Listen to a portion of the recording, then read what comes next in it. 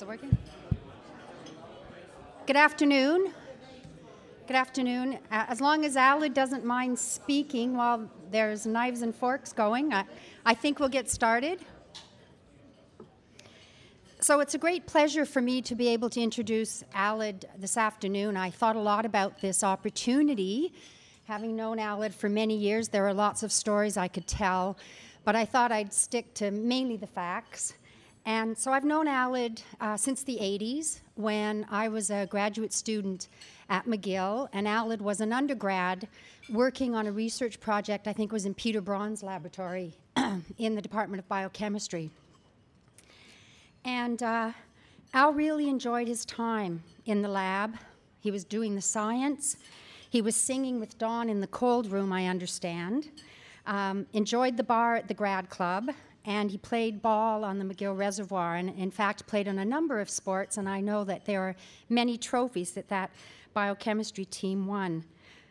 Al had so much fun as an undergrad working in the lab that he actually came back as a graduate student. And after receiving his PhD at McGill, he did a postdoc in Arthur Kornberg's lab at Stanford, which really does show the quality of the science that Al was doing and had done in his PhD to have the opportunity to work in that laboratory.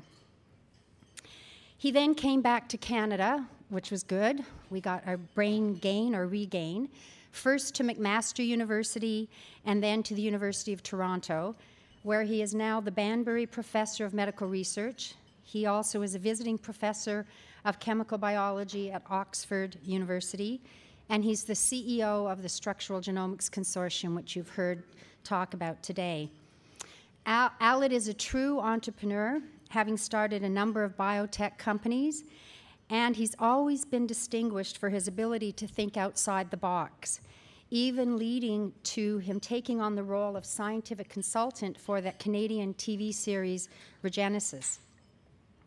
Alid has been a pioneer of the open access model for research, doing research in the public domain. He not only coined the phrase phone a friend, but actually practices that approach in his science. The Structural Genomics Consortium is an international initiative that Genome Canada is proud to fund with our other public and private partners. It has been recognized internationally as an outstanding success and the model for the future of early-stage drug discovery and public-private partnerships.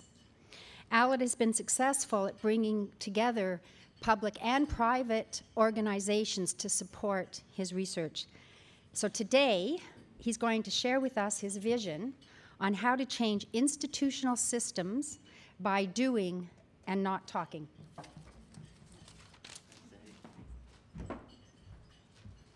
That was like War and Peace then. This is the first Genome Canada event that I've been introduced not as the husband of the famous Elizabeth Edwards. Yeah, I bet. It's not exactly. So I'm going to describe today how we've been behaving in the last decade after the genome and trying to translate some of the genetic information into useful things. First, I'd like to convince you that this pre-competitive stuff is not just talk, it can work. So the SGC, the organization that I run, and it's generously funded by Genome Canada as well as other funders, it was established in 2003 as a son of the Genome Project, and it built on the sort of concept of the SNP Consortium, which was an industry and a Wellcome Trust funded endeavor to put sequence variations, what's different in our DNA. You know, there's a human genome, but everybody's different, and companies wanted to know, you know, who's different, so maybe one drug will treat you and one not the other. And they decided it was too expensive to do alone, much better to pool resources. And they reasoned that, you know, the information is important, but I don't need to own it. I just need to know it.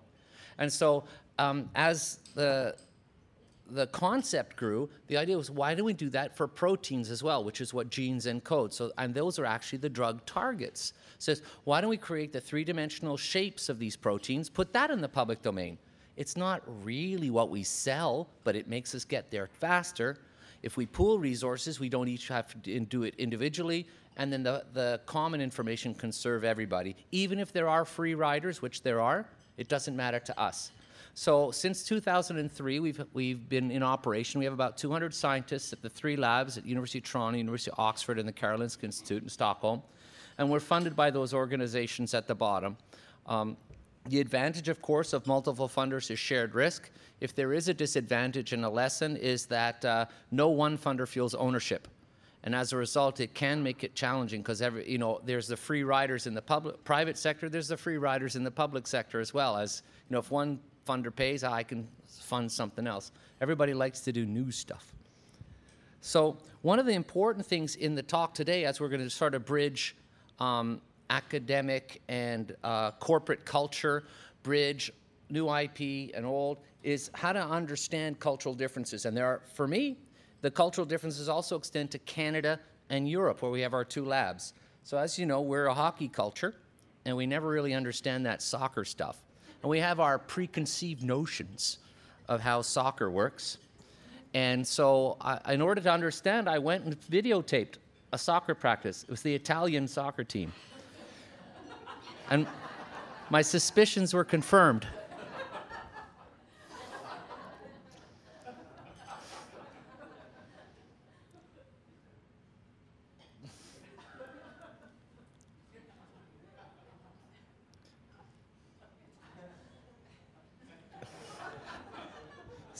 It's really important to understand culture.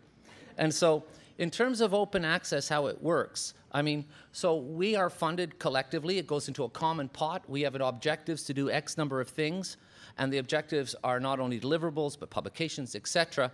So have we been successful? We get about, I would say, 1% of the global funding for structural biology, and yet we account for 30% of the global output of human structures.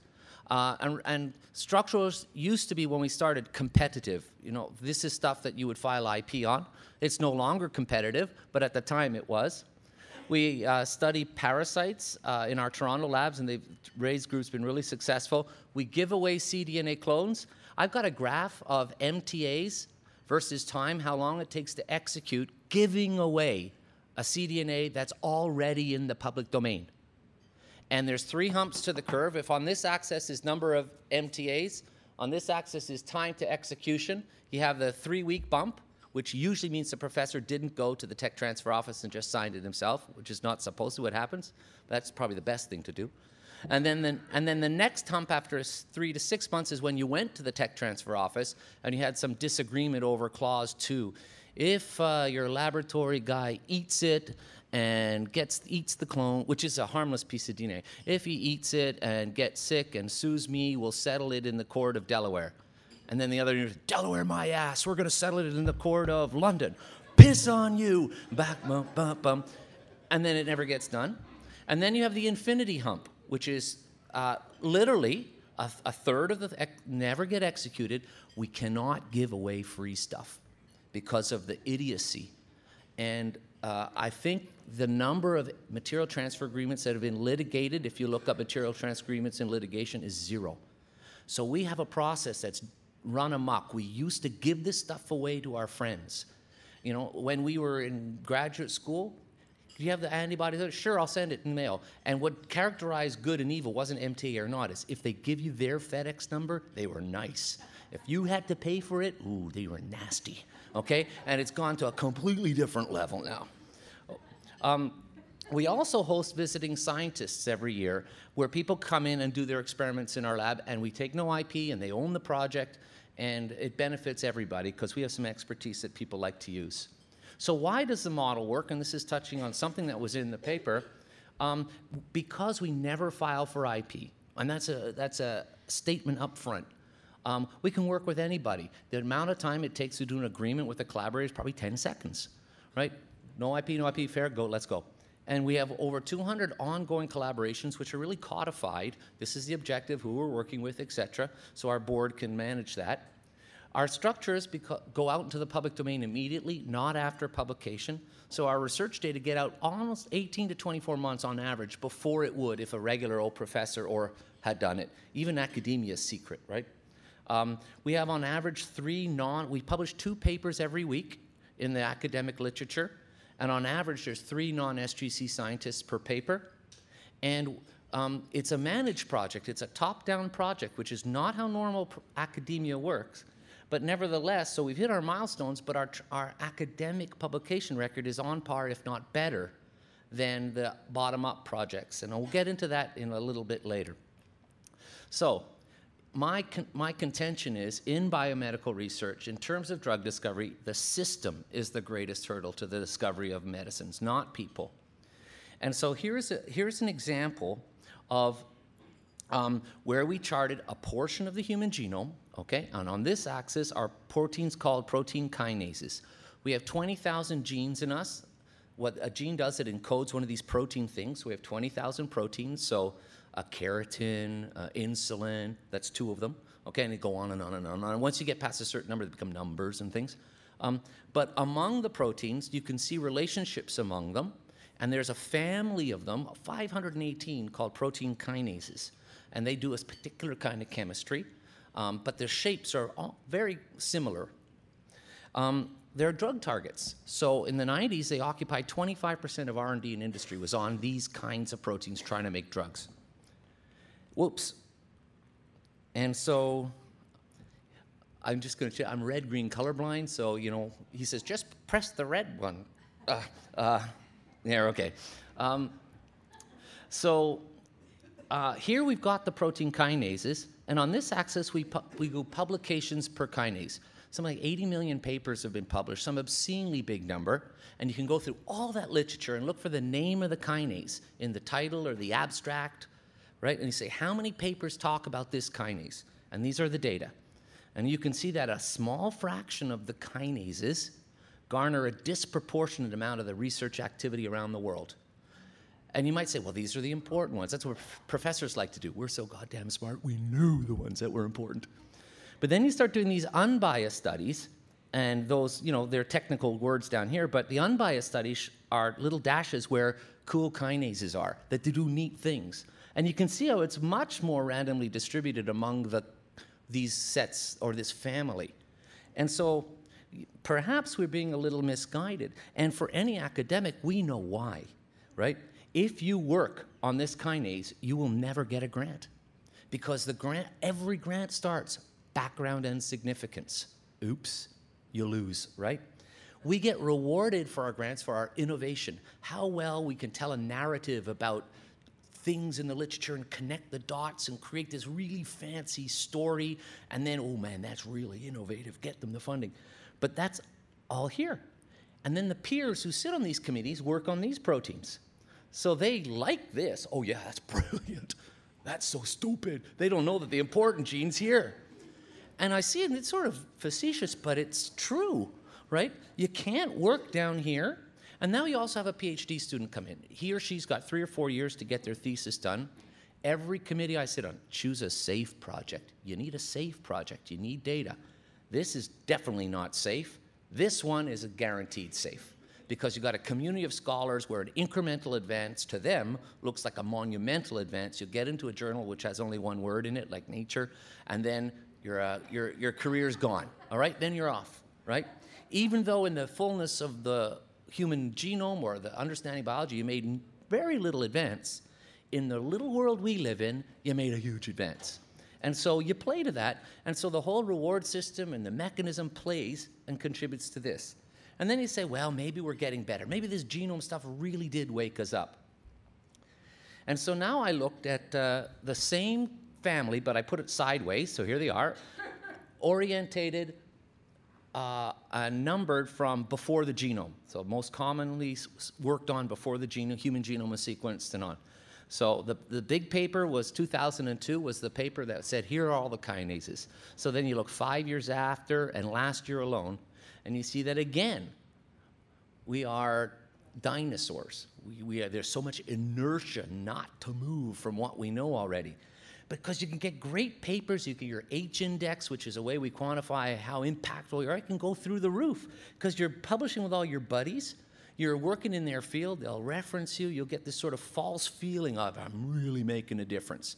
And it's a really tough culture to change.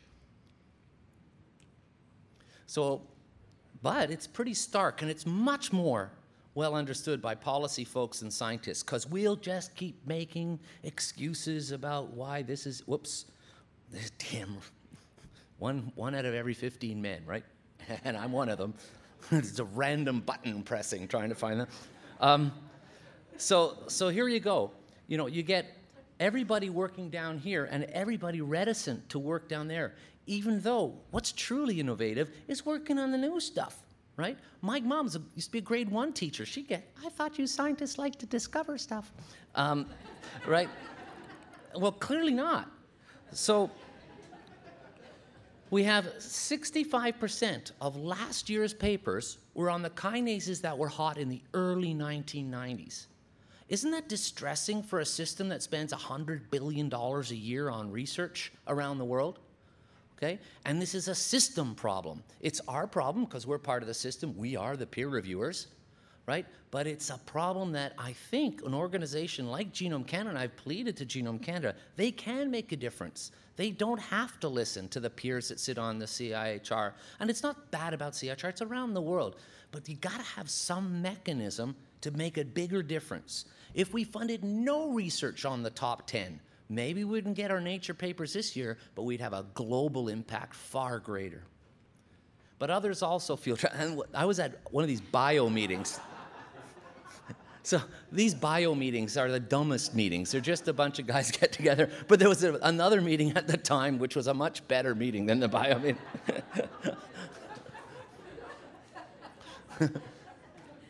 So what should we do? We need to pay less attention to the literature. I mean, I don't know whether I can't find out who the author of the quote. It was either Shaw or Rutherford said, reading rots the mind, right? We get so locked in by the literature. We teach our students, you got to know the literature, that it becomes very blinded to other approaches. We need to be more daring when funding research. That's easy to say, so tough to do. The average age of your first NIH grant is 43 years old now. I mean, most other fields you're thinking, looking at retirement, this is the, you know, everyone's saying early retirement, it's great. Ball players are done by 35. Scientists, 43, get your first grant. And we also need to support young scientists to dream bigger and provide them the means to go into the unknown. So I've got I've got solutions. So one solution emerged from, it says another path emerges from examining the history of nuclear hormone receptor research. So this is yet another family, another 50 or 48 actually proteins from the human genome. And some of them you'll know. So there's estrogen receptor, progesterone receptor. Next. Hey. Some of the letters went away. Okay, but anyway, estrogen receptor. Down here you'll see androgen receptor, progesterone, glucocorticoid receptor. So what happened was that you see, again, highly biased research. And in 2009, the shift went this way, believe it or not. These are all drug targets, okay? And they were discovered 20, 30 years ago, and then they were cloned. And then all of these were cloned, 48 of them, en masse in the mid-1990s, okay? And what companies did, GSK and Lilly predominantly, said, you know what? If these were drug targets, maybe there's some gold out here. And you can develop a very simple test that, like, say, your cells turn blue when it has it, and then if you add an inhibitor, a potential drug, it doesn't turn blue anymore. You can use these as screens to identify chemicals that act on these proteins and change what they do. So they said, we don't know what they do, but this test doesn't care, it just blue-white. So they just dumped on their chemicals randomly over time, and they discovered some molecules. They didn't even know what these things did, but they discovered some molecules that stopped them in a test tube, and then they thought, well, let's go back to an animal and find out, now that we have an inhibitor, what does it do? Okay, reverse endocrinology, they coined. And what happened was they developed, out of the 30 or so they tried, they developed 8 chemical tools. And guess which ones we now work on, okay? And so in this graph, in one of the curves, this one is the research activity for the genome, and in this one, it's after the last year. Hey, there's huge differences. It's not like the kinases. Something happened. And then if you say, now let's orient them by, are these tools available? There's some tools out there that aren't available, but every single one of these tools you can buy from Sigma. Because Stephen Fry, who sits on our Scientific Advisory Board, used to head up chemistry at GSK then. And what he said is that we did the internal science, we killed the program. Then we wanted to make the tool available under MTA. They were flooded with MTAs. And then they said, oh, piss, let's just give it away. And they gave it to Sigma, so now every professor can just order catalog number 12, pay $50, get it. No one can tell him or her what to do. Other companies had them, but they didn't give them away. And so there are some of these molecules that have them that are unavailable, some that are available, and some don't have any. But if you look at how research activity in academia has gone over the last year, you'll notice that, if I can find the right button, that the proteins for which there is a research reagent that's open access, that you can buy and not sign any agreements, those are the ones that we will do experiments on. For those that don't have reagents and or they're proprietary and you have to sign your life away, nobody works on them. Okay, so it's not that academia is inherently not interested in these.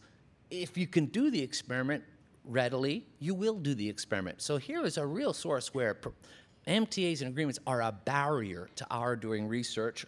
This is at a very high level, of course.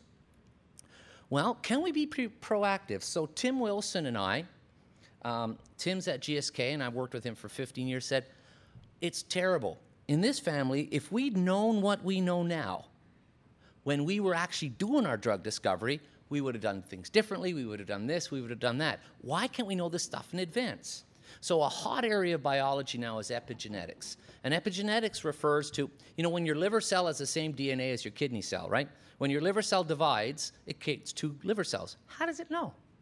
It's got, right? How did it remember that it was a liver cell before? So there's a whole bunch of changes to the DNA and the proteins on the DNA that provide this memory. And it's not genetics, it's on top of genetics, so it's called epigenetics, okay? And the proteins that do this magical work can be divided into families. Again, this is how sort of evolution works. You get one good thing, you make copies, and they do different things. So they're methyltransferases, acetyltransferases, and look what's happening. You see this effect beginning again, okay? And so companies and scientists are so excited because we think this is a lot of drug targets in here. And yet, if we go like we've been going, we're going to come back in a decade, and I'll be giving the same shtick with a okay? So the idea is, well, can we change this somehow? It was the high-quality reagent, freely available. Those were the 2 things that changed nuclear hormone receptor fields, but that was too late. That was after the fact. Let's see if we can do it ahead of the fact.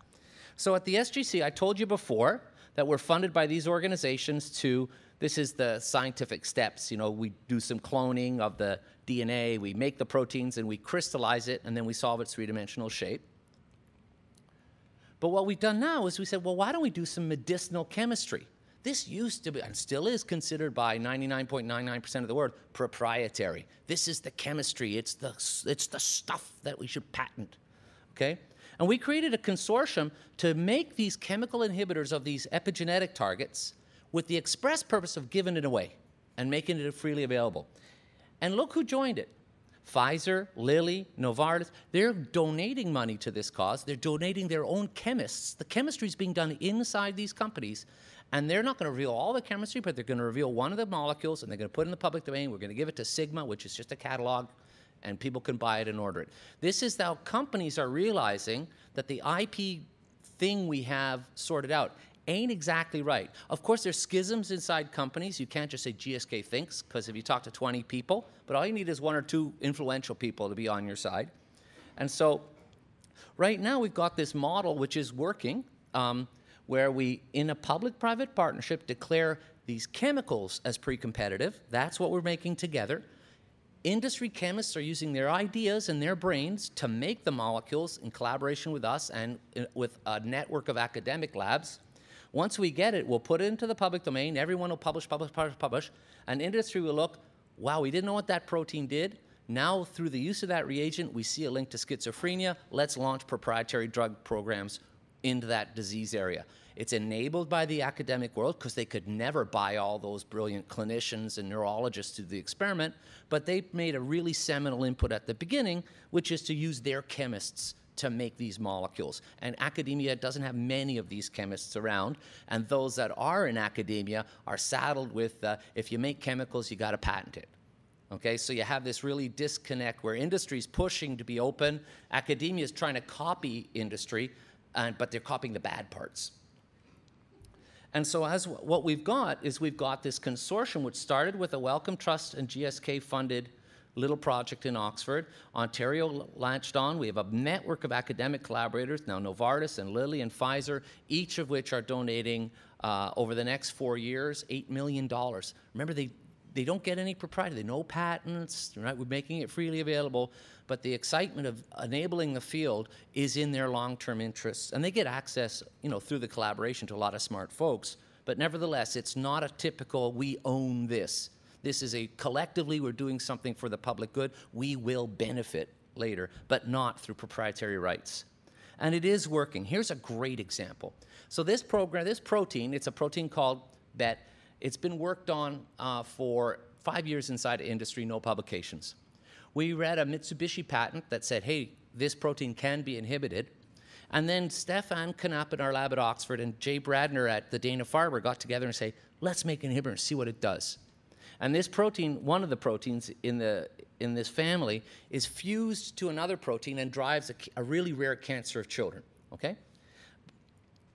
It started in January. In July, we submitted the paper. It was published in Nature in September.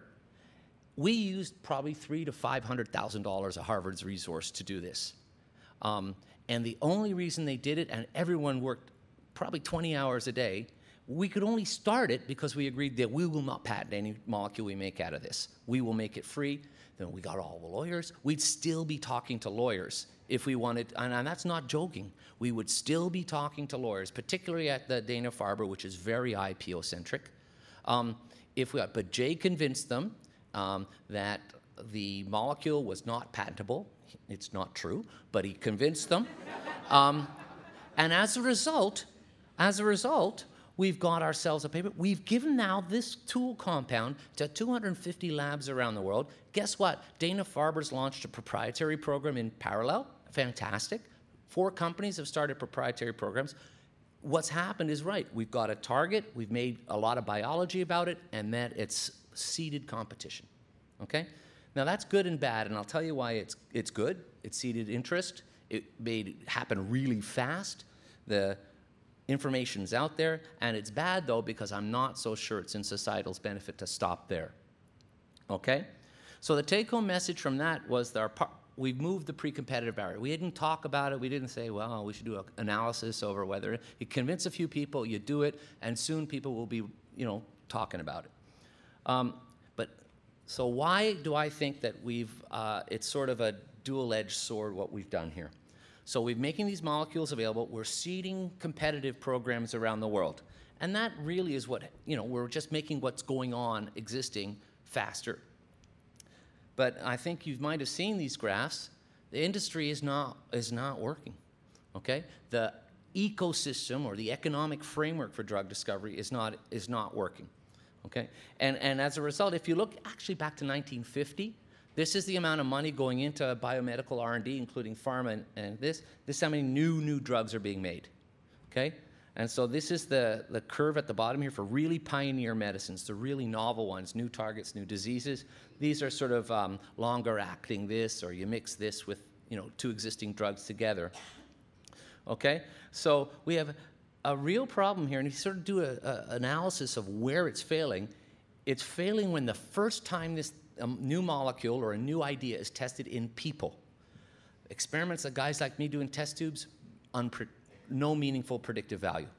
Animals, no meaningful predictive value in most cases. Going to humans, that's the only experiment that matters. 90% of the time, oops, our idea was wrong. Now, go back to the first slide, and you can sort of understand why we're not so good at it, right? If we have all the research activity on 10% of biology, and we start throwing things into people and hoping we have a brilliant understanding of how it's going, we can construct a really good artifice, right, on how we imagine a new drug is going to work. We look in our little under the light, we connect the dots, we make this beautiful story. You get the Harvard guy with his lab coat and stuff telling everybody how it's supposed to work. Oh, yeah, sounds really smart. Look at all his papers. And then you go into people, oops, okay? And so it's a real problem we have with the system, but I think if you look at a high level, an audience like this, it's pretty obvious. We just need to know more about biology and stop going lotteries and throwing molecules into people. But the system actually is designed to do that. So this isn't just theory schmeary, right? Last year in biotech, they spent and pharma, $100 billion. 7 novel drugs. So if you want to say how much does a drug cost, look, 21 drugs approved, $100 billion.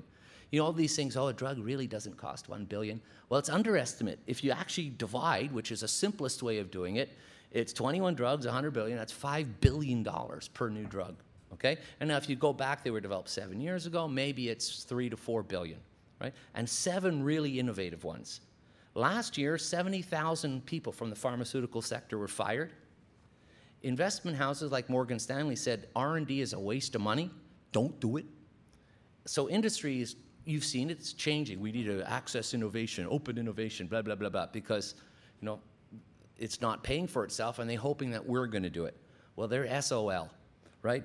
Because you saw this, and you now understand this. Let's look at the pattern of patenting by industry over the last 3 years, okay? So this isn't patenting over all time. This is where current research activity is ongoing. Well, it maps pretty darn well to where academia is working, right? And so it's obvious that these guys go to the meetings, they hear about the cool protein, they all rush back to mothership, they all start doing their science, shh, don't tell anybody.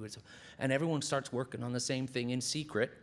And lying fallow, of course, are all the cool opportunities where you could really have a competitive advantage, and yet they compete over the same old same. So now they're saying, man, you know, our internal R&D sucks, we gotta rely on these guys.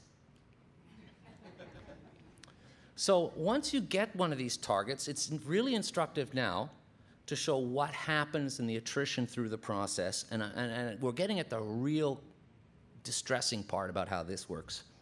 And so here we have a hypothesis generated. You know, you have that myopic little world where we all work in, you connect some dots, you come up with a brilliant idea, all your friends tell you you're brilliant, so then you go to the meeting, and then the pharma goes, we've got key opinion leader, right? You go talk to them, and they launch a program. And you do some chemistry, so that's high throughput screening. You find a chemical that inhibits. Then you got to make sure the chemical can get into an animal, or right, that you just don't pee it out. And then you got to make sure that your hair doesn't fall out or you don't grow another head. And then once you got all that taken care of, you finally go into graduate students and you ask them to take some of this compound for beer, and they spend the weekend in the hospital and they get pumped and they get probed and they get all sorts of stuff, and then they leave richer. And then if it didn't make them ill, whoops, then you can go into the real experimental population of sick people. And it's a small 50 people, okay? So on average, this would cost $70 million in the industry to do the whole thing, soup to nuts. You could probably do it cheaper, but let's just use that number. And when you test it, 90% of the time, you are wrong. You know, fail fast, right? You failed at proof of concept. This is called proof of concept. You're finally testing the hypothesis. Okay, so you failed fast, excellent, good corporate strategy. But what's going wrong, of course, is that currently you saw how academia is myopic. Well, industry is the same. And so there's hardly any target in industry that's worked on by only one company. Okay? In fact, they even have fast follower programs that expressly look in the patent literature for what other companies doing and hop on. And if you've got a 90% attrition rate, now play it out. So let's pretend you're at GlaxoSmithKline, as our head of Oxford lab was, working on the NK1 receptor, or TRPV1. They do the screening. Industry's pretty darn good at this part, okay? So now you get a molecule, go into people, oops, it fails. Well, does Glaxo go, hey, everybody, it's not a good target? No. Chaz goes back, fail fast. Now Pfizer and Merck, they're all wasting money while I can go do the next one. And that's a corporate success, okay? Corporate success. But now you think, let's put it on the breast cancer patient. And now you think, okay, we're going to test aurora kinase, and I'll show you the data later. So if you have 2 different compounds, you probably need 2 different experiments to really show it doesn't work. And so let's say Pfizer and Astra fail. They stop. Every patient now, because there's nothing been published, nothing stopping Abbott, and Sanofi and the other companies from getting clinicians to prescribe this to, remember, these patients have already gone through the normal treatments. This is, life or death. And when my mother-in-law went through it, she said, well, she died. Eventually, it's going to help the next poor sod. But it isn't, right? Because they never published any of this. And so now you have a system that almost condones poisoning people. I mean, I'm being a little over the top, but it's not too far from the truth, right? Because there's no mechanism to share the data. And the question is, did we need to do 7 independent, $70 million, 7-year studies to show that it's not a target if 9 out of 10 times it's not a target? I don't think anyone on the planet would say that's a great way of doing it. And so let's look at TRPV1, which is one protein out of the 20,000. It's the hot chili pepper receptor. And so it was cloned early, and there was a patent on the gene. And then in the early 2000s down here, it was linked to hot chilies. Well, obviously, that causes pain. If you stop it from working, you will feel no pain. Brilliant. And it occurred not to one company, but to about 50 at the same time. They all piled in. So on this axis is patents. On this axis is years. And that's numbers 200. And this actually, I've got one for companies that looks exactly the same, we're different colors. This is actually for, this is actually for indication. Pain, urinary incontinence, gallbladder, allergy, blah, blah, blah. If you add up just the external attorney fees in maintaining this patent portfolio, we estimate at least $100 million has been spent on patents on TRPV1. 15 companies have gone into the clinic. At least one has reported, and others are seeing it, that body temperature goes up to 40 degrees when you take this thing. Oops, right? How many, I got a hurt thumb, I want to get a fever. And so companies are going back to the drawing board and starting again. We did not need to do that times $100 million in patents, probably $1 billion in R&D, to show that, oops, when you take a drug to this target, you go up to 40 degrees. There's examples in aurora kinase, NK1. You can just go on and on and on and on and on. So this is one which is actually a cancer drug. And so that's how many preclinical programs are ongoing. This is how many phase 1 and phase 2, and they've been in phase 2 for a long time. That means they're not going anywhere. But that's not published. You wouldn't believe how much academic resource is being spent on aurora kinase inhibitors because they heard it's cool. Merck's got a program, so-and-so's got a program. Professor at, University of Calgary, I'm making that up, sees aurora kinase working in his test tube, goes to the university, applies for a high-throughput screening grant, gets chemicals, pretends he's doing drug discovery. The tech transfer office comes in and files patents on all the early molecules because they think it's really cool. They try and license it. Nobody wants it. Oh, that's not their fault. It's because it's a valley of death or VCs aren't smart or something like that. They blame somebody else, and then they spend more and more money, and then they get disenchanted, and this is what happens. And that's really what goes on, right? There's so much money now being plowed into academic efforts to copy industry, where industry knows, or should know. TRPV1, 10% of all academic papers on ion channels, which is the family, are on TRPV1. 10% of academia now follows like her. TRPV1's cool. Look at all the pharmaceutical activity. I can get funded for it. Let's all work on it, blah, blah, blah, right? And that's what happens. And then you're going to go up to 40 degrees. And so it's a real international waste of resource. So what can we do? Okay, we need an answer. And so why not change the system? I mean, we don't need any policy. We just do it, okay? And so we thought about this for a number of years. This is the first paper we wrote about it. It says, why not change the pre-competitive boundary to clinical proof of concept? That's where the lottery ends. That's where research ends. Once a drug company knows that if you can inhibit that protein, you'll have a good effect, they're very good at making medicines. And the competitive aspect, who can make the best one, the cheapest one, fewest side effects, those are competitive. They shouldn't be competing in the lottery, which is what's going on now. And so let's imagine if we can get a process to work where instead of this sort of herding after one at a time, we can create a system that generates chemical tools and then clinical tools to these novel proteins, makes them publicly available. Scientists and clinicians around the world can do their experiments. The nuclear hormone receptor says, we will do the experiments if we have the tools. And then we'll increase the body of knowledge about human biology, and then competition can start. If you manage to do this and give professors resource to study the unknown, we will. So this will engage top scientists and clinicians. If you do it pre-competitively, the regulators, which now exist behind a wall, right? If you have to write to the FDA, you write a formal letter, you fire it over the wall, they read it, they write a formal response back and forth, and then the FDA say, we don't accept that biomarker study you did. Go back and do another phase 3 trial, right? And for novel things, this is even more of an issue. But if you do it in a pre-competitive way, the regulators and the second in command of the FDA has come to all our meetings. She says, I'm dying to do this, right? They can actually sit at the table and help us. Help design what would a trial look like for this novel protein, instead of the scientists guessing or negotiating it formally. Imagine if you're the breast cancer patient and you have the option of going on an open trial where the data, the quality of the molecules is just as good. You could go on an open trial, or you can go on an industry trial where they will probably not publish all the data. I think it's a no-brainer.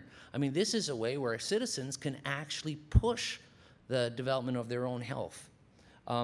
If you create your own organization, you can make rules like, we will have no MTAs, or we will not have anybody who doesn't share.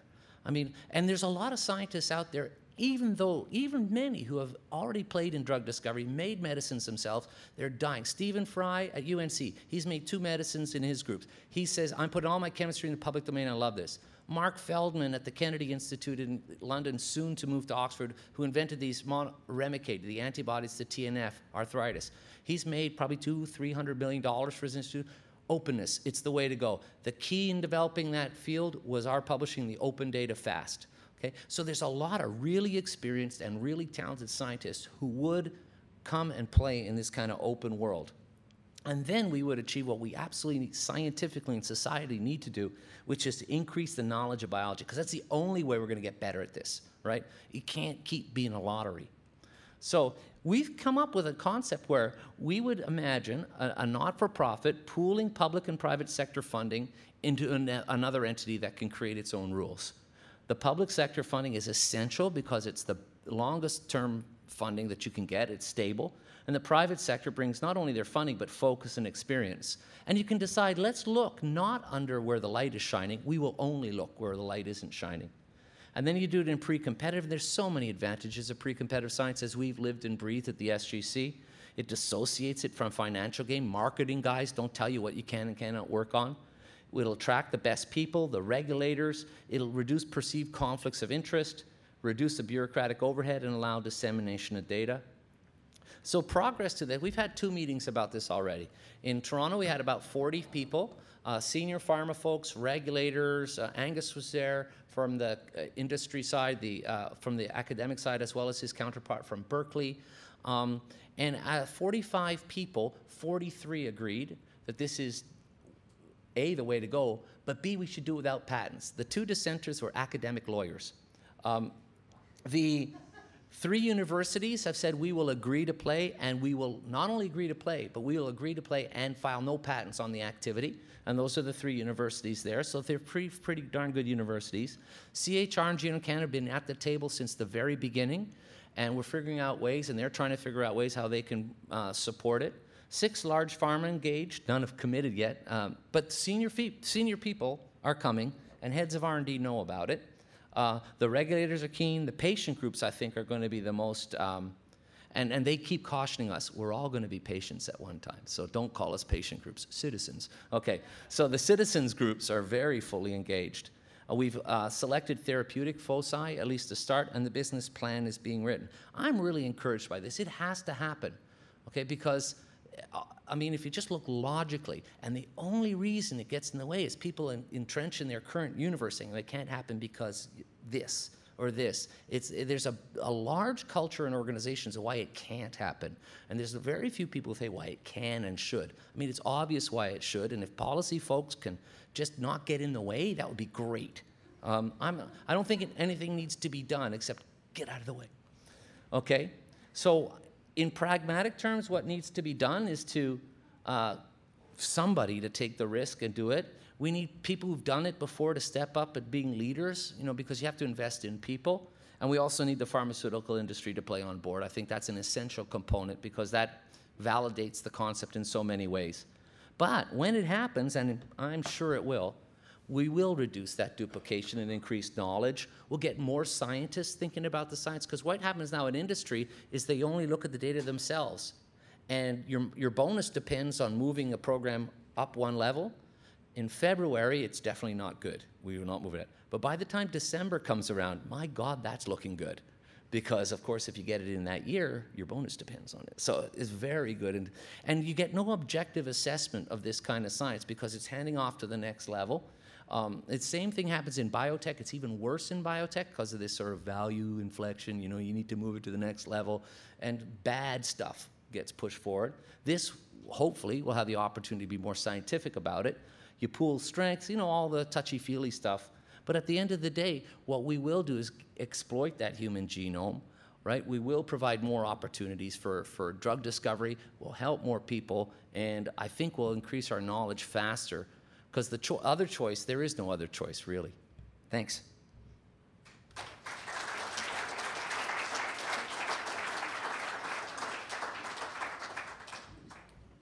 Thanks, Al. Maybe you could take a few questions. We have a few minutes before the end.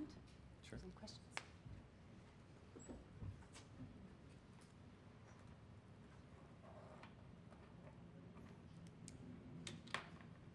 Everyone's hot. Uh-oh. It's good. As you know, I'm really supportive of this. I think it's a great idea because the whole system's been broken and we can't just make little changes. We've got to do something completely new. Just an observation for you on the MTA side, because in about December of 2009, we did away with the requirements for MDAs for academic to academic transfers. We still needed the academics to send in like a one-page questionnaire so we knew it was really our material to send out and all that kind of stuff. And we gave them sort of a 3 or 4 bullet one-pager to send off with the MTA saying, you take it, you understand how to use it with it, your risk, blah, blah, blah. Yeah. So we've been tracking this in a year, and now I guess close to a half, we've had 5 academics take advantage of having not to use an MTA, and we've had 100 that have said we still want the MTA. And I'm dumbfounded as to the reason why, because I've been going back and pushing saying, are you sure? Is there a reason? Like, why do we need this? Well, we just want you guys to send this out there. And they're not. I think it's a culture. We did the same thing at Oxford. So one of our scientists there, she's German, okay. I've got the MTA, and she worked really hard to work with the university and get the MTA process working, but she's always complaining about it. So I just made it okay, no more MTAs, just send. Oh, no. Exactly the same thing. It's a system we've now comfortable with. For some reason, even though it's dumb, they don't get rid of it. So it's... The ones that never believed in it never used it anyway. Exactly. So Angus said the ones that never believed in it just sent it anyway with no MTAs, which is probably right. Al, so pharmaceutical companies tend to want to make profits from their new drugs. Yeah. So in your model, talk us through how this is not just going to be genericized, or you get your molecule into a proof of concept. Right. What happens to your molecule then? So it's a great question because it always happens. And this is interesting, the lottery world we live in. 99 out of 100 or 90 out of 100 times, the molecules that we have will not be efficacious. We'll learn a lot about science. We'll publish it all. We'll avoid duplication. Home run, home run, home run. But every single question, because they're so focused on this being a money thing, not a societal benefit thing, what happens if it succeeds? So you ask, how is industry going to make a profit? Well, industry's not making a profit, right? The stock value is going, and they're firing people, and they're getting merged and bought. But how are we, maybe the better way of asking it is, how are we going to ensure that a molecule that looks safe has the legs to make it into the clinic and the participants benefit? And so there are various other ways to protect your selling rights apart from a patent. One of the most powerful is known as data exclusivity. And so what happens is that if you have a molecule that looks promising, at proof of concept, you still need to pay for the phase 2B and phase 3, let's say $100 million to fully take it through its regulatory stuff. That's a big chunk of cash, okay? But for the company that takes it through, then there's another provision in the law that says that, you know, the data that you used to generate your phase 3, that belongs to you, company, and nobody can touch it for 5 years. So if any other company wants to sell that, they got to do the whole study again. And that's unethical because there's already one on the market. And so de facto what it happens is that an unpatented molecule, if you pay for the phase 3, you'll have 5 years to sell exclusively in the United States, 8 years in Canada, 10 years in the EU. The average cost of, the average revenue for a new drug is $1.2 billion over 5 years in your exclusivity period. And so you can really calculate a return on investment for the companies to spend, provided this thing would generate enough of these molecules. Again, I think that is the lesser aspect of it. The home run is avoiding duplication, more biology. But if you were to say, do we need a commercial incentive, that would be a commercial incentive that I've flown by GSK and Pfizer, and they say, absolutely, we license in molecules where this exclusivity right is longer than the patent life.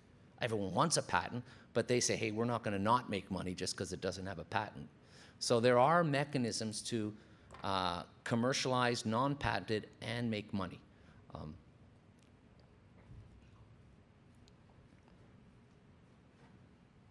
you very much for the presentation. I have a question actually related to that trade-off between data exclusivity and patent protection. What we see happening already is that there's a creep in the period of data exclusivity, and that's, you know, the same pressures that led to extending the patent term from 17 to 20 years are leading to an extension from the period of data exclusivity from 5 to 8 or 8+1 or any combination of those. So are we moving in the same direction, or are there other trade-offs and cost benefits between those models of data exclusivity and patents? We can make a business case based on current models. So if I'm the CEO of a company, any of you the CEO of a company, you would be fighting many battles at the same time. You'd be fighting R&D. You'd be at every government to extend the data exclusivity period, extend patent life. It's just your responsibility. You're a company. So there are two different things, as you can imagine. I think that in this period, the data exclusivity provisions are long enough to make a profit.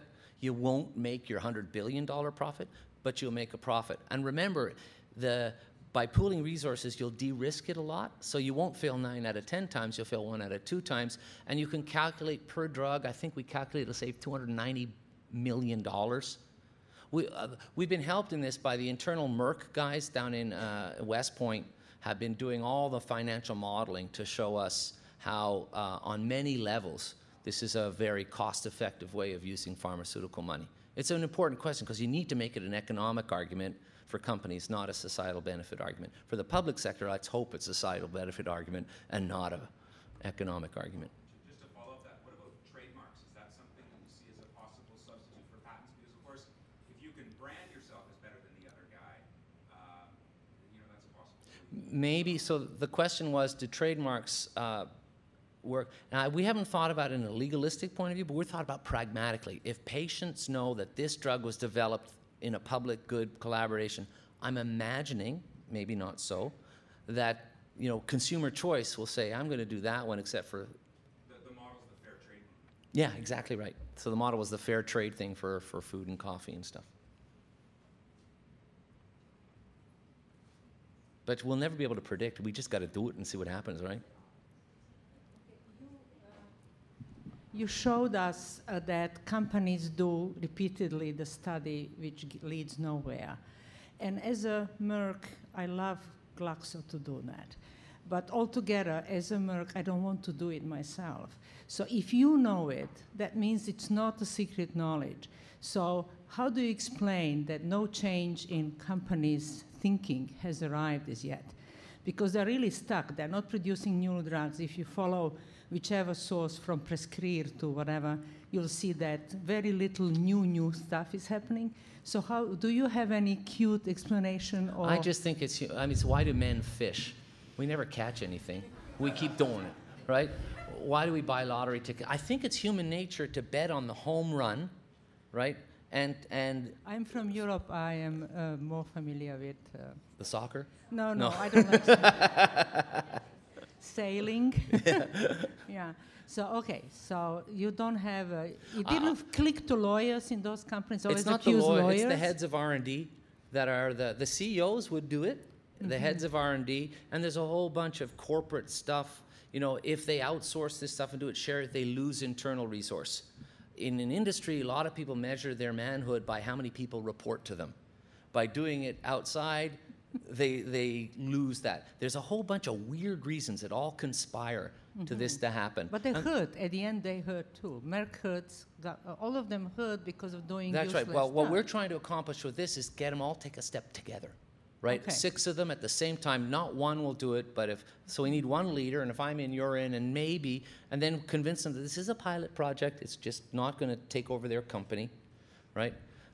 They have a legitimate concern from the shareholders, though, because the shareholders have been brought up to think that patents are what the value of the company is. We need to extend patent life. So imagine what a shareholder say, well, GSK sharing everything. I'm out of here. You know, I'm going to Sanofi because they got, so we need to be cognizant of so many things. So that's why the public sector has to be in there, because pharma, it's a risk for pharma and their share price to think about sharing so early. So it's pretty complicated. But it's not a reason to stop, because it's the right thing to do. So you've reduced the risk to phase 1. You've got your 6 pharma companies on board, and everybody's there, and I get all of that. And then all 6 of them work on that in phase 2. A significant number of them fail at the end of phase 2. Fewer now. Fewer now, but still yeah. a significant number, maybe hopefully much less because of that. Yeah, it's about a 50%. But you still got the 6 all working on the same. Absolutely. And are they still going to not disseminate that data to the centers? So you're just moving the barrier further along? Right, but it's a to be fair, yes. But we're looking at the failure rate, right? Right. Because once you've achieved proof of concept, the chances of success go up dramatically. Right. This is the phase where most of the research is. And so maybe at the, you know, I'll be back in 2 years talking about phase 3 in the open. But right now, I think you can make a very cogent argument that, you know, internally companies don't plow money until they've achieved proof of concept. It is their go, no go inside, but they're all doing the same go, no go. And the argument is you don't need 10, or in terms of TRPV1, 20 companies testing that hypothesis. Because if you do, it's going to be wrong. Most likely. Thanks.